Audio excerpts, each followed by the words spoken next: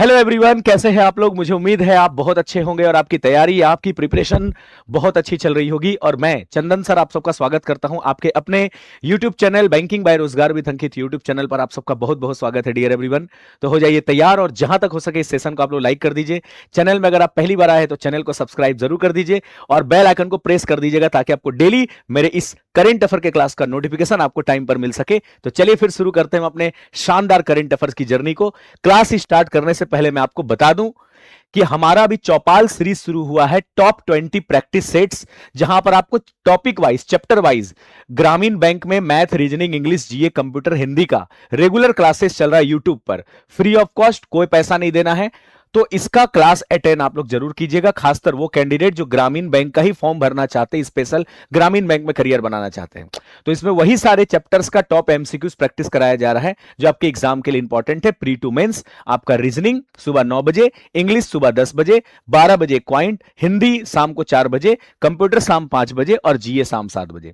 जो हिंदी मीडियम के स्टूडेंट है, जो हिंदी लैंग्वेज अटेम्प्ट करेंगे वो हिंदी का क्लास अटेम्प्ट करेंगे। जो इंग्लिश मीडियम स्टूडेंट है, जो इंग्लिश का पेपर सॉल्व करेंगे, इंग्लिश का क्लास ज्वाइन करेंगे। ठीक है, चलिए फिर शुरू करते हैं।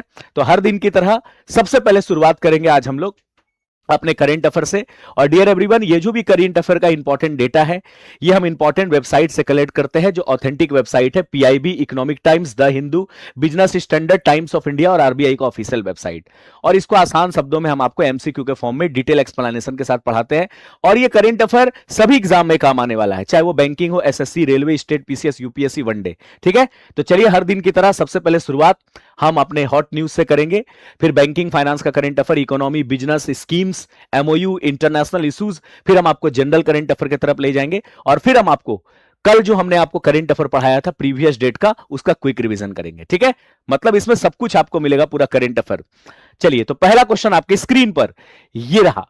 ठीक है, तो सबसे पहले शुरुआत हम बैंकिंग, फाइनेंस और इकोनॉमी के न्यूज से करेंगे, फिर जनरल करंट अफेयर की तरफ जाएंगे, फिर उसके साथ लिंक करते हुए आपको बैकडेट का करंट अफेयर भी रिवीजन कराएंगे। तो पहला question banking and financial awareness का आपके स्क्रीन पर ये रहा और देखिए क्वेश्चन क्या कहता है। सबसे पहले अपॉइंटमेंट का करंट अफेयर है। कहता है, बताइए अभी जुलाई 2026 में संजय कुमार जैन के इस्तीफा देने के बाद रेल मंत्रालय के द्वारा आईआरसीटीसी का अभी additional chairman and chief managing director के रूप में किसे अपॉइंट किया गया है। तो आईआरसीटीसी, अक्सर आप लोग जब भी रेलवे का टिकट बुक करते हैं तो आपको ये वेबसाइट याद आता है, ये एप्लीकेशन याद आता है। तो IRCTC, Indian railway catering tourism corporation इसका पूरा नाम है। तो Indian railway catering tourism corporation यानी कि आईआरसीटीसी का अभी additional chairman and chief managing director जो बनाया गया है वो राहुल हिमालयन को बनाया गया है। तो ई इसका राइट आंसर होगा, Rahul Himalayan, Rahul Himalayan, Rahul Himalayan. और इन्होंने किसकी जगह लिया है? संजय कुमार जैन, क्योंकि उन्होंने हाल ही में अभी इस्तीफा दे दिया और संजय कुमार जैन के रिजाइन देने के बाद रेल मंत्रालय के द्वारा यानी कि मिनिस्ट्री ऑफ रेलवे के द्वारा आईआरसीटीसी का additional chairman and chief managing director के रूप में अपॉइंट किया गया है राहुल हिमालयन को। ठीक है, याद रखना, वेरी इंपॉर्टेंट। अच्छा, बाकी ऑप्शंस को देखिए, फिर हम राहुल नवीन पर राहुल हिमालयन पर जाएंगे। जैसे हम बात करते अश्विनी वैष्णव, ठीक है, ये हमारे देश के रेलवे मिनिस्टर है, ये हमारे देश के रेल मिनिस्टर है, ये हमारे देश के आईटी मिनिस्टर भी है, रेल मिनिस्टर भी है। सतीश कुमार, ये रेलवे बोर्ड के चेयरमैन है। हाँ, ये रेलवे जो बोर्ड है उसके चेयरमैन है। तो रेलवे बोर्ड के चेयरमैन कौन है? तो सतीश कुमार है। और अनिल कुमार लोहाटी, ये नाम आप बहुत सुने होंगे, try telecom regulatory authority of India. ठीक है, try telecom regulatory authority of India के चेयरमैन कौन है? तो हमारे देश में जितने भी टेलीकॉम इंडस्ट्रीज है उसको रेगुलेट करने वाली बॉडी है try telecom regulatory authority of India, जिसका हेडक्वार्टर दिल्ली में है। और इसके हेड कौन है? अनिल कुमार लोहाटी। और के संजय मूर्ति, आप जानते हैं ये वर्तमान में हमारे देश के कैग है, कंट्रोलर एंड ऑडिटर जनरल। ये कौन है? वो के है। ठीक है, जो सभी मंत्रालय, सभी विभाग का अकाउंट्स को ऑडिट करता है। ठीक है, चलिए तो आइए इसके बारे में समझते हैं। तो संजय कुमार जैन ने अभी आईआरसीटीसी में चीफ मैनेजिंग डायरेक्टर के पद से रिजाइन दे दिया था और इनके जाने के बाद अब सरकार ने और रेल मंत्रालय ने राहुल हिमालयन को ये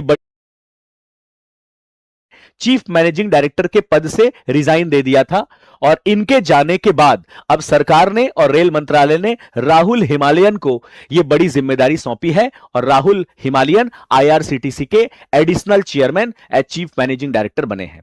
और 20 जुलाई 2026 से इन्होंने अपना पद ग्रहण कर लिया है और वो एडिशनल सीएमडी तो रहेंगे ही, साथ ही साथ वो अपना पुराना काम जो पहले से कर रहे थे टूरिज्म एंड मार्केटिंग डायरेक्टर का, वो भी काम करेंगे आईआरसीटीसी में।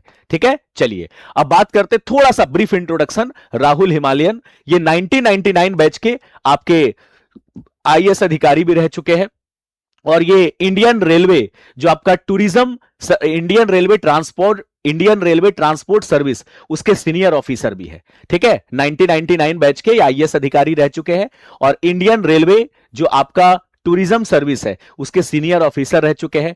रेलवे में और आईआरसीटीसी में काम करने का इनके पास 26 साल से ज्यादा का अनुभव है और इनका पढ़ाई और इनके ट्रेनिंग के दौरान इनको राष्ट्रपति गोल्ड मेडल से भी सम्मानित किया जा चुका है और 16 फरवरी 2026 से वो आईआरसीटीसी के बोर्ड मेंबर के रूप में भी काम कर रहे हैं। ठीक है, और आईआरसीटीसी में ये अलग अलग डिपार्टमेंट में भी काम कर चुके हैं, टूरिज्म डिपार्टमेंट में, आईटी डिपार्टमेंट में, ह्यूमन रिसोर्स डिपार्टमेंट में, इंफ्रास्ट्रक्चर में, एडमिनिस्ट्रेशन में, राजभाषा में, तो ये सब डिपार्टमेंट में वो आईआरसीटीसी में काम कर चुके हैं। ठीक है, याद रखना, वेरी इंपॉर्टेंट, सुपर इंपॉर्टेंट। अब आईआरसीटीसी की बात करें तो आईआरसीटीसी इसकी स्थापना 1999 को हुई थी। ये रेल मंत्रालय के अंतर्गत आने वाला एक सब्सिडरी बॉडी है और ये एक नवरत्न कंपनी है। ठीक है ना, महारत्न होता है ना, महारत्न कंपनी, नवरत्न कंपनी, तो ये हमारे देश की नवरत्न कंपनी है, याद रखिएगा, वेरी इंपॉर्टेंट, सुपर इंपॉर्टेंट है। और ये सरकार की चुनिंदा और बहुत फायदे में रहने वाली कंपनियों में गिना जाता है क्योंकि आप रेलवे का जो भी टिकट वगैरह बुक करते हैं वो आईआरसीटीसी के वेबसाइट से। आईआरसीटीसी का काम क्या है, तो इसका काम है ट्रेन टिकट को बुक करना, ट्रेन और स्टेशन पर खाना पहुंचाना यानी कि कैटरिंग करना, टूरिज्म करना, होटल वगैरह बुक करवाने में मदद करना, हॉस्पिटैलिटी का काम, ये सब कौन करती है, तो आपका आईआरसीटीसी करती है। और आईआरसीटीसी का जो मेन हेडक्वार्टर है वो आपको नई दिल्ली में देखने को मिलेगा। आप कमेंट करके बताइए कि अगर भारत में 14 महारत्न कंपनी है, ठीक है, तो बताइए भारत में कितने नवरत्न कंपनी है। अभी हाल ही में मैंने आपको पढ़ाया था, प्लीज कमेंट करके बताइए भारत में टोटल नवरत्न कंपनी की संख्या कितनी है, कमेंट करके बताइए। चलिए अब हम आपको कुछ इंपॉर्टेंट अपॉइंटमेंट्स जो अभी न्यूज में थे वो हम आपको रिवीजन कराते हैं। चलिए बिल्कुल, there are 29 Navratna company in India. क्या आप हमको बता सकते हैं कि 29 नंबर की नवरत्न कंपनी अभी लेटेस्ट कौन सा बना था? कमेंट करके बताइए कि अभी 29 नंबर की जो लेटेस्ट करंट अफेयर मैं आपको पढ़ाया है, 29 नंबर की नवरत्न कंपनी कौन सी बनी है, आप हमको कमेंट करके बताइए जल्दी, मैंने आपको पढ़ाया है। चलो देखो, अपॉइंटमेंट, जितने भी इंपॉर्टेंट अपॉइंटमेंट अभी न्यूज में थे वो सब हम आपको रिवीजन कराने जा रहे हैं। चलिए आइए आप भी मेरे साथ रिवीजन करो। चलिए देखिए, central board of film certification के नए चेयरमैन बने हैं शशि शेखर वेम्पत्ति। अभी फिक्की के जो सेक्रेटरी जनरल बने हैं फिक्की के, तो वो कौन बने हैं, तो आपके बने हैं अनंत स्वरूप, याद रखिएगा, वेरी इंपॉर्टेंट। उसके बाद बात करते हैं परमाणु ऊर्जा आयोग जो है, ठीक है, एटॉमिक एनर्जी कमीशन, उसके अध्यक्ष कौन बने हैं, तो उसके अध्यक्ष जो बने हैं वो आपका डॉक्टर अजीत कुमार मोहांती। ठीक है, चलिए 29 नंबर का जो अभी बना है नवरत्न कंपनी वो है garden reach ship builders limited, आपका Calcutta, garden reach ship builders limited Kolkata, जो नेवल शिप वगैरह बनाती है, बिल्कुल सही आंसर है। ठीक है, चलिए उसके बाद हम बात करते हैं अभी भारत का नया जो नेवल चीफ बने हैं वो है कृष्णा स्वामीनाथन।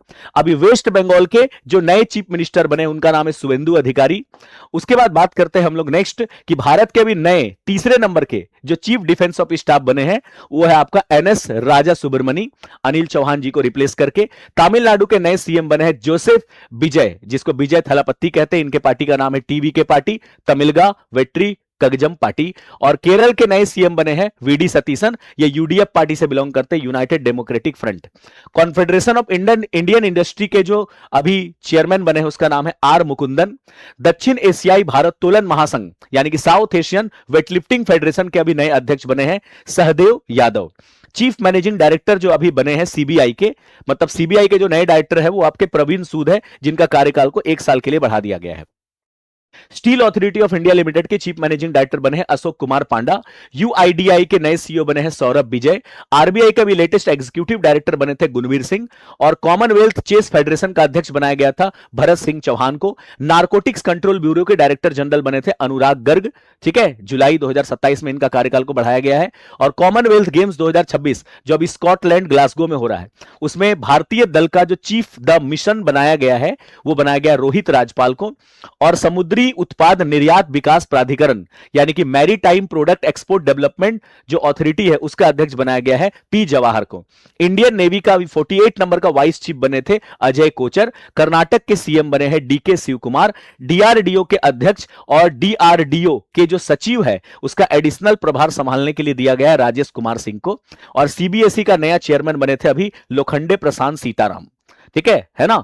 और न्यू डायरेक्टर जो बने हैं आईबी के वो कौन बने अभी, महेश दीक्षित। तो ये जितने भी इंपॉर्टेंट अपॉइंटमेंट्स थे पिछले 3 से 4 महीनों में, ये सारा अपॉइंटमेंट जो है वो और हमेशा कराते रहेंगे ताकि आपको याद रहे। मैक्सिमम भी आपको याद भी हो गया होगा। अगर आप भूल भी जाइएगा तो ऑप्शन देख के आपको एग्जाम में याद आ जाएगा कि हाँ हमने ये पढ़ा था, इसका राइट आंसर ये होगा, ठीक है।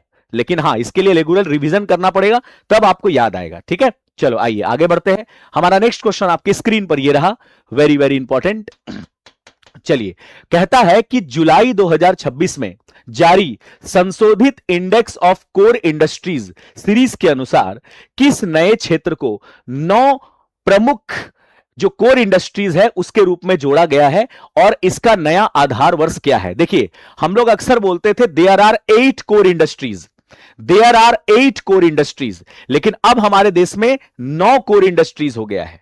अब 9वां जो कोर इंडस्ट्रीज जुड़ा है वो है आपका आयरन ओर और इसका जो लेटेस्ट बेस ईयर है वो आपका 2022-23, ठीक है। हम लोग अब तक पढ़ते थे there are how many core industries, core industries कितने हैं मैं आपको बताऊंगा उनका नाम। तो देयर आर 8 कोर इंडस्ट्रीज, अब तक हम लोग यही पढ़ते थे 8 कोर इंडस्ट्रीज है, 8 कोर इंडस्ट्रीज है। लेकिन अब उसमें एक और इंडस्ट्रीज जुड़ चुका है, नए बेस ईयर जो आपका शुरू हुआ है 2022-23, उसके आधार पर अब नया कोर इंडस्ट्री जुड़ा है वो आयरन ओर है। तो एग्जाम में पूछेगा कि 9th कोर इंडस्ट्रीज अभी कौन सा ऐड हुआ है, तो आयरन ओर, ठीक है। चलिए अब आइए समझाते एक एक पॉइंट। सबसे पहले समझो कोर इंडस्ट्रीज क्या होता है, क्योंकि कोर इंडस्ट्रीज का ये इंडेक्स है जो हर महीना जारी होता है, जिसको हम लोग इंडेक्स ऑफ कोर इंडस्ट्रीज कहते हैं। इसको भी जारी करता है ministry of statistical and programme implementation, जिसके अंतर्गत एक डिपार्टमेंट आता है एनएसओ, नेशनल स्टैटिस्टिकल ऑफिस, उसके द्वारा ये आईसीआई इंडेक्स जारी किया जाता है हर महीना, इंडेक्स ऑफ कोर इंडस्ट्रीज, जिसमें हमारे देश में जो 8 से 9 कोर इंडस्ट्रीज है, अब तक तो 8 थे, इस बार 9 ऐड हुआ है। तो 8 से 9 कोर इंडस्ट्रीज के परफॉर्मेंस को बताया जाता है कि कोर इंडस्ट्रीज में कितना उत्पादन बढ़ा है, घटा है या नेगेटिव है या उतना ही है, ठीक है। तो देखो सबसे पहले कोर इंडस्ट्रीज समझिए क्या होता है। कोर इंडस्ट्रीज ये एक तरह का बेसिक इंडस्ट्री होता है, बेसिक उद्योग होते हैं, बुनियादी उद्योग होते हैं जिन पर हमारे देश का अधिकांश जो अदर इंडस्ट्रीज है और अदर इकोनॉमिक एक्टिविटीज है वो उस पर टिका होता है।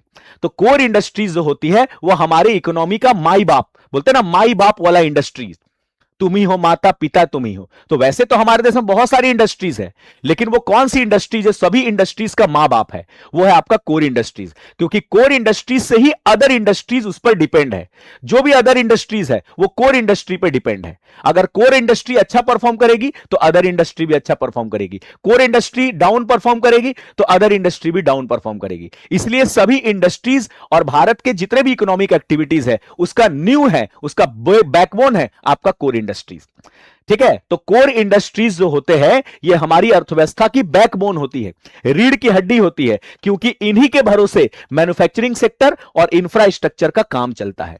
अब आप बोलेंगे सर वो कोर इंडस्ट्री है कौन कौन, वो तो बताइए। ये देखो देयर आर 8 कोर इंडस्ट्रीज अब तक था और अब 9th नंबर का कोर इंडस्ट्रीज ऐड हो गया है आयरन ओर। देखिए कौन कौन से कोर इंडस्ट्रीज है। रिफाइनरी प्रोडक्ट जैसे आपका जो मतलब कि क्रूड ऑयल से आप लोग जो पेट्रोल, डीजल, सीएनजी, एलपीजी ये है ना, और ये सब जो आप बनता है आपका पैराफिन, किरोसिन तेल और जो हवाई जहाज को उड़ाने वाला एविएशन टरबाइन फ्यूल, ये सब रिफाइनरी प्रोडक्ट में आ जाएगा। इसका वेटेज सबसे ज्यादा है कोर इंडस्ट्रीज में, कितना आपका 28.04%। उसके बाद आपका इलेक्ट्रिसिटी, उसके बाद आपका स्टील, कोयला, crude oil, natural gas, cement और फर्टिलाइजर, जिसको हम लोग कहते हैं आपका फर्टिलाइजर को हम लोग हिंदी में बोलते हैं उर्वरक, केमिकल फर्टिलाइजर।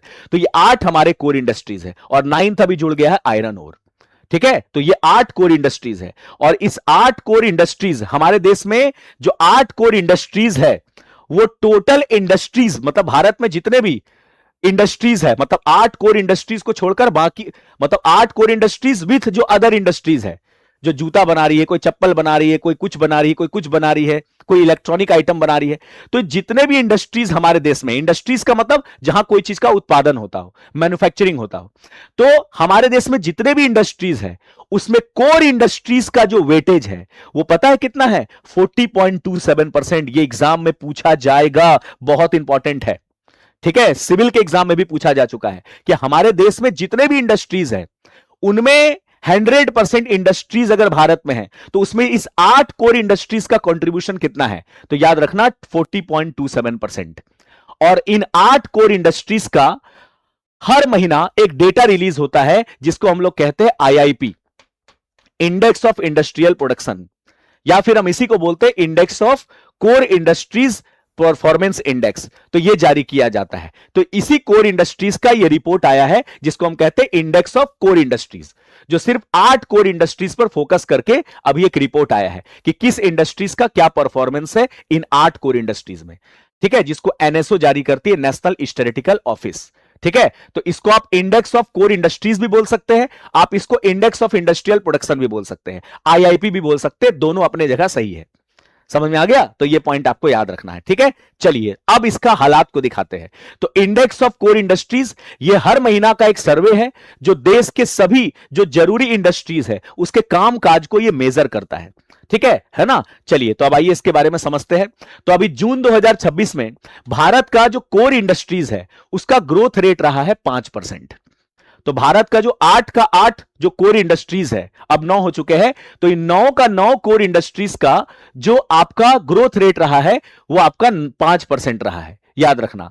ठीक है, जून 2026 में। जबकि मई 2026 में ये 8 कोर इंडस्ट्रीज का ग्रोथ रेट 3.2% रहा था। तो मई की तुलना में जून में अच्छा ग्रोथ रहा है। तो मई 2026 में 8 कोर इंडस्ट्रीज का ग्रोथ रेट 3.2% था और जून 2026 में 8 कोर इंडस्ट्रीज का ग्रोथ रेट 5% रहा है। इसके अलावा अगर हम बात करें तो हमारा करेंट फाइनेंशियल ईयर का जो क्वार्टर 1 है, तो हमारा करेंट फाइनेंशियल ईयर कौन सा है? 2026-27। और इसका जो क्वार्टर 1 है, क्वार्टर 1 का मतलब अप्रैल मई जून जो अभी पार हो गया, ये क्वार्टर 1 है। तो इस क्वार्टर 1 में हमारा 8 कोर इंडस्ट्रीज का ग्रोथ रेट ओवरऑल 3.6% रहा है। ठीक है, जबकि इसका पिछला फाइनेंशियल ईयर जो 2025-26 का जो फाइनेंशियल ईयर था उसका जो क्वार्टर 1 था अप्रैल मई जून, उसमें ये आपका 8 कोर इंडस्ट्रीज का ग्रोथ रेट मात्र 1% था। और अभी हमारा जो करेंट फाइनेंशियल ईयर का जो क्वार्टर 1 है उसमें जो कोर इंडस्ट्रीज का ग्रोथ रेट है वो आपका 3.6% रहा है। इस बात का विशेष ध्यान देंगे। ठीक है, चलिए, और हमारा बेस ईयर भी बदल गया है। अब कोर इंडस्ट्रीज का जो हर मंथ का जो प्रोडक्शन वाला, मैन्युफैक्चरिंग वाला जो इंडेक्स है उसके लिए जो बेस ईयर होगा वो 2022-23। ठीक है, तो पहले बेस ईयर 2011-12 था, अब बढ़ाकर 2022-23 कर दिया गया है। ठीक है, और अब हमारे देश में 9 कोर इंडस्ट्रीज हो चुके हैं और जो 9वां कोर इंडस्ट्रीज जो इसमें ऐड हुआ है वो है आपका आयरन ओर। ठीक है, इस बात का विशेष ध्यान देंगे। अब देखिए किस सेक्टर में कितना ग्रोथ रेट रहा है। तो देखो जो आयरन ओर है उसमें सबसे भारी भरकम ग्रोथ देखने को मिला है 43.9%, इलेक्ट्रिसिटी में 9.8%, सीमेंट में 9.8%, स्टील में 4.6%, कोल इंडस्ट्रीज में 1.4%। लेकिन कुछ ऐसे सेक्टर है जहां पर ग्रोथ रेट नेगेटिव रहा है, जैसे आपका क्रूड ऑयल, जैसे आपका नेचुरल गैस, रिफाइनरी प्रोडक्ट्स और फर्टिलाइजर। इनमें प्रोडक्शन जो है इस महीने इसमें नेगेटिव ग्रोथ देखने को मिला है। बस इतना ही पॉइंट।